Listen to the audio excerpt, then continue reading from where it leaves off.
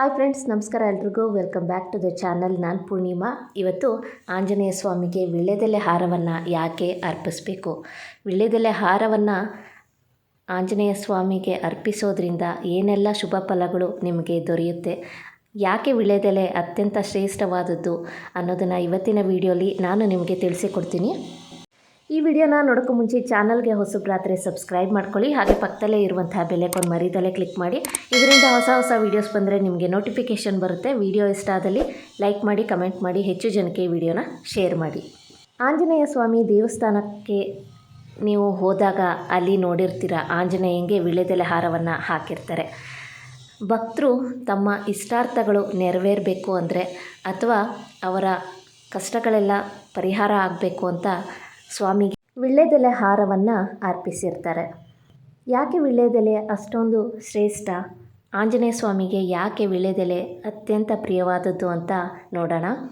ವೀಳ್ಯದೆಲೆ ಅಂದ್ರೇ ತುಂಬಾ ಶ್ರೇಷ್ಠವಾದದ್ದು. ಪ್ರತಿಯೊಂದು ಕಾರ್ಯಕ್ಕೂ ವೀಳ್ಯದೆಲೆ ಇರಲೇಬೇಕು. ಯಾಕೆ ಅಂದರೆ ವೀಳ್ಯದೆಲೆಯಲ್ಲಿ ಲಕ್ಷ್ಮೀ, ವಿಷ್ಣು, ಬ್ರಹ್ಮ ಪ್ರತಿಯೊಂದು ದೇವರ ಸಾನ್ನಿಧ್ಯ ಇರುತ್ತೆ. ಅಂದರೆ ಎಲ್ಲ ದೇವತೆಗಳ ಸಾನ್ನಿಧ್ಯ ವೀಳ್ಯದೆಲೆಯಲ್ಲಿ ಇರೋದ್ರಿಂದ ಎಲ್ಲ ಕಾರ್ಯಗಳಲ್ಲೂ ಈ ಒಂದು ವೀಳ್ಯದೆಲೆ ಇರಲೇಬೇಕು. ಇನ್ನು ಆಂಜನೇಯ ಸ್ವಾಮಿಗೆ ಯಾಕೆ ವೀಳ್ಯದೆಲೆ ಹಾರ ತುಂಬ ಪ್ರಿಯವಾದದ್ದು ಅಂದರೆ, ಸೀತಾಮಾತೆಯಿಂದ ವೀಳ್ಯದೆಲೆಯ ಹಾರ ಹಾಕಿಸಿಕೊಂಡು ಧನ್ಯನಾಗಿರ್ತಾರೆ. ಹಾಗಾಗಿ ತನ್ನ ಭಕ್ತರು ವೀಳ್ಯದೆಲೆ ಹಾರವನ್ನು ಅರ್ಪಿಸಿದಾಗ ಅವರನ್ನು ಹರಿಸ್ತಾರೆ ಅನ್ನುವಂಥ ಒಂದು ನಂಬಿಕೆ ಕೂಡ ಇದೆ. ಆಂಜನೇಯನಿಗೆ ವೀಳ್ಯದೆಲೆ ಅರ್ಪಿಸುವುದು ಭಕ್ತಿಯ ಸಂಕೇತ ಅಂತ ಕೂಡ ಹೇಳ್ಬೋದು. ಸ್ನೇಹಿತರೆ, ಹಾಗೆಯೇ ನಾಳೆ ಹನುಮದ್ ವ್ರತ ಕೂಡ ಇದೆ. ಹಾಗಾಗಿ ನೀವು ತಪ್ಪದೆ ಆಂಜನೇಯ ಸ್ವಾಮಿಯ ಆರಾಧನೆಯನ್ನು ಮಾಡಿ, ಅಲ್ಲದೆ ವೀಳ್ಯದೆಲೆ ಹಾರವನ್ನು ಕೊಟ್ಟರೆ ನಿಮ್ಮ ಇಷ್ಟಾರ್ಥಗಳು ಖಂಡಿತವಾಗ್ಲೂ ನೆರವೇರುತ್ತೆ. ಅಲ್ಲದೆ ನೀವು ಯಾವ ವಾರಗಳು ಆಂಜನೇಯ ಸ್ವಾಮಿಗೆ ವೀಳ್ಯದೆಲೆ ಹಾರವನ್ನು ಕೊಡ್ಬೋದು ಅಂತ ನೋಡೋದಾದರೆ, ಮಂಗಳವಾರನೂ ಕೊಡ್ಬೋದು, ಶನಿವಾರನೂ ಕೊಡ್ಬೋದು. ಎರಡು ತುಂಬಾ ಒಳ್ಳೆಯದು. ಮಂಗಳವಾರ, ಶನಿವಾರ ನೀವು ನಿಮಗೆ ಯಾವ ವಾರ ಆಗುತ್ತೆ ಆ ವಾರ ವೀಳ್ಯದೆಲೆ ಹಾರವನ್ನು ಕೊಡ್ಬೋದು. ಆಂಜನೇಯ ಸ್ವಾಮಿಗೆ ವೀಳ್ಯದೆಲೆ ಹಾರವನ್ನು ಅರ್ಪಿಸ್ತೀನಿ ಅಂತ ಸಂಕಲ್ಪ ಮಾಡಿಕೊಂಡ್ರೆ ಸಾಕು, ನಿಮ್ಮ ಕಷ್ಟಗಳೆಲ್ಲ ನಿವಾರಣೆ ಆಗುತ್ತೆ. ತುಂಬ ಕಾಯಿಲೆಯಿಂದ ಏನಾದರೂ ಬಳಲ್ತಾ ಇದ್ದರೆ ಅಂಥವರು ಸಹ ವೀಳ್ಯದೆಲೆ ಹಾರವನ್ನು ಆಂಜನೇಯ ಸ್ವಾಮಿಗೆ ಕೊಡ್ಬೋದು. ಮನೆಯಲ್ಲಿ ಮಾಂತ್ರಿಕ ಕಾಟ ಇದ್ದರೆ, ಅಂದರೆ ತುಂಬಾ ಏನಾದರೂ ನಿಮ್ಮ ಮನೇಲಿ ಕಿರಿಕಿರಿ ಆಗ್ತಾಯಿದ್ರೆ, ತುಂಬ ಸಮಸ್ಯೆಗಳು ಬರ್ತಾಯಿದ್ರೆ, ನಿಮಗೇನಾದರೂ ಆ ಥರ ಅನಿಸಿದ್ರೆ ಅಂಥವರು ಕೂಡ ವೀಳ್ಯದೆಲೆ ಹಾರವನ್ನು ಕೊಡ್ಬೋದು. ಕೋರ್ಟು ವಿವಾದಗಳು ಏನಾದರೂ ಇದ್ದರೆ ಅಂಥವರು ಕೂಡ ವೀಳ್ಯದೆಲೆ ಹಾರವನ್ನು ಕೊಡ್ಬೋದು. ಅಂದರೆ ಕೋರ್ಟಿನಲ್ಲಿ ನಿಮಗೆ ಖಂಡಿತವಾಗ್ಲೂ ಜಯ ಸಿಗುತ್ತೆ. ಹಾಗೆಯೇ ಮನೆಯಲ್ಲಿ ಏನಾದರೂ ತುಂಬ ಕಷ್ಟಗಳಿದ್ದರೆ, ಸಂಸಾರದಲ್ಲಿ ನೆಮ್ಮದಿ ಇಲ್ಲ, ತುಂಬ ಕಿರಿಕಿರಿ ಆಗ್ತಾಯಿದ್ರೆ ಅಂಥವರು ಕೂಡ ಆಂಜನೇಯ ಸ್ವಾಮಿಗೆ ಸಂಕಲ್ಪ ಮಾಡಿಕೊಂಡು ವೀಳ್ಯದೆಲೆ ಹಾರವನ್ನು ಕೊಡ್ಬೋದು. ಹಾಗೆಯೇ ಇನ್ನೊಂದು ಮುಖ್ಯವಾದದ್ದು ಅಂದರೆ, ಸಾಡೆ ಸಾತಿ ಇರೋರು, ಅಂದರೆ ಶನಿ ಕಾಟದಿಂದ ನೀವು ಮುಕ್ತಿಯನ್ನು ಹೊಂದಬೇಕು ಅಂದರೆ ಅಂಥವರು ಸಹ ವೀಳ್ಯದೆಲೆ ಹಾರವನ್ನು ಕೊಡ್ಬೋದು.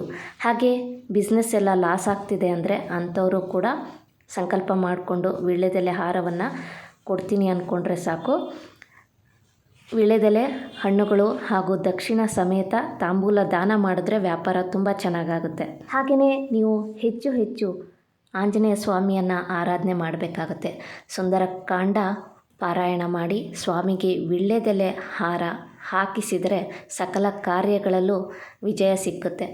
ಹಾಗೆಯೇ ಪ್ರತಿದಿನ ನೀವು ಹನುಮಾನ್ ಚಾಲೀಸವನ್ನು ಓದಿ ವೀಳ್ಯದೆಲೆ ಹಾರ ಹಾಕಿಸಿ ಪೂಜಿಸಿದರೆ ಆಂಜನೇಯ ಸ್ವಾಮಿಯ ಅನುಗ್ರಹ ಎಂದೆಂದೂ ನಿಮಗೆ ಇದ್ದೇ ಇರುತ್ತೆ. ನಿಮಗೆ ದೇವಸ್ಥಾನಕ್ಕೆ ಹೋಗಿ ವೀಳ್ಯದೆಲೆ ಹಾರವನ್ನು ಕೊಡೋಕ್ಕಾಗಲಿಲ್ಲ ಅಂದರೆ ಮನೆಯಲ್ಲೂ ಕೂಡ ಹಾಕ್ಬೋದು. ನಿಮ್ಮ ಮನೇಲಿ ಏನಾದ್ರು ಆಂಜನೇಯ ಸ್ವಾಮಿ ಫೋಟೋ ಇದ್ದರೆ ನೀವು ವೀಳ್ಯದೆಲೆ ಹಾರವನ್ನು ಹಾಕ್ಬೋದು.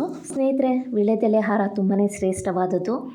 ನೀವು ಮಂಗಳವಾರ ಅಥವಾ ಶನಿವಾರ ವೀಳ್ಯದೆಲೆ ಹಾರವನ್ನು ಕೊಡ್ತಾ ಬಂದರೆ ತುಂಬಾ ಒಳ್ಳೆಯದಾಗುತ್ತೆ.